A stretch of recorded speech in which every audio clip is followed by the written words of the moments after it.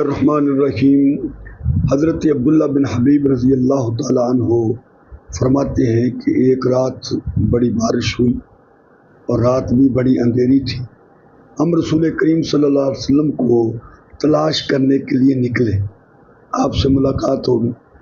آپ نے فرمایا کہ کہو۔ میں نے عرض کیا کہ کیا کہوں؟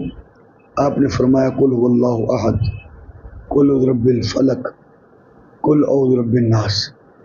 یہ صورتیں آپ نے پڑھنے کے لیے حکم فرمایا، اور فرمایا کہ جب صبح ہو اور جب شام ہو تو 3 مرتبہ ان کو پڑھ لیا کرو، تمہارے لیے ہر تکلیف سے امان ہوگا، یعنی تمام آفات سے محفوظ رہنے کا جو نبوی نسخہ ہے یہ صورتیں ہیں۔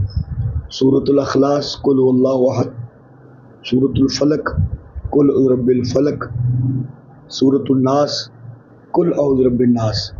تو ان صورتوں کو صبح و شام ان کی تلاوت کر لینا ہر قسم کی آفات سے، ہر قسم کے شر سے انسان کی حفاظت ہو جاتی ہے۔ یہ روایت ترمذی میں بھی ہے، ابو داؤد میں بھی ہے اور نسائی شریف میں بھی ہے۔